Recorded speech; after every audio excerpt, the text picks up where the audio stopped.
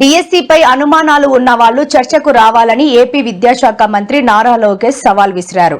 Tadepalli palace కు కూతవేటు దూరంలోనే ఆయన ఈ వ్యాఖ్యలు చేయడం చర్చనీయాంశమైంది.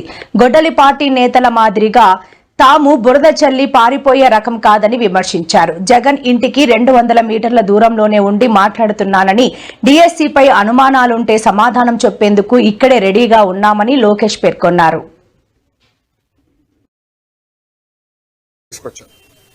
దౌర్భాగ్య స్థితి ఏంటంటే 2014 నుంచి 19 ఇట్లనే వాళ్ళు ఏం చెప్పారంటే ఒకే సామాజిక వర్గానికి చెందిన వాళ్ళందరినీ డిఎస్పీ చేశారు.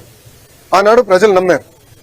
వాళ్ళ అధికారులు వచ్చిన తర్వాత మేము శాసనసభ సాక్షిలో ప్రశ్న అడిగాం, ఎంతమంది డిఎస్పీలు ఆ సామాజిక వర్గానికి చెందిన వాళ్ళని ప్రమోట్ చేశారు.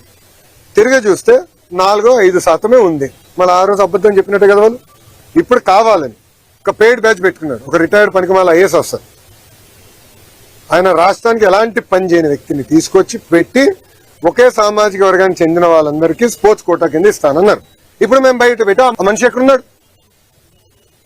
క్షమాపణ చెప్పాలి కదా, చెప్పమనండి. ఇప్పుడేంటి అంటే అబద్ధాలు చెప్పి మా పైన బురద జల్లి పారిపోతున్నారు. నేను ఇక్కడ నుంచి ఉన్నా కరెక్ట్ గా జగన్ ఇంటికి నేను తిప్పి కొడితే 200 మీటర్లు కొట్టలేను. I'm ready for debate any time. రమ్మని చెప్పండి, I'm ready for debate and discussion.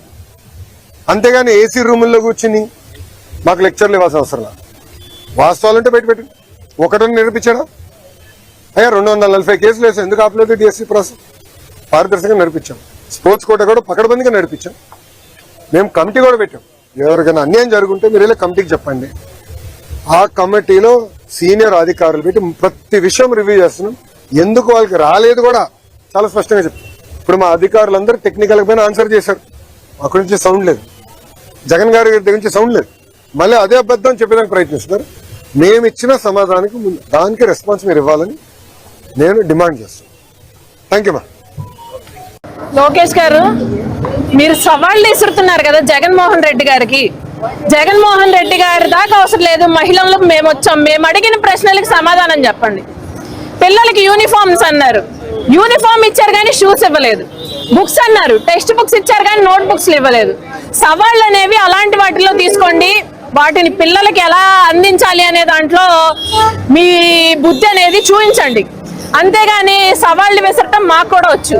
ఇప్పుడు అనిత గారి విషయం వస్తే మేమేం మాట్లాడుతున్నాం? అమ్మా అనిత గారు, మీ మేకప్ మీద ఉన్న శ్రద్ధ కాస్త సమాజం మీద పెట్టండి అని చెప్పి అడుగుతున్నాం.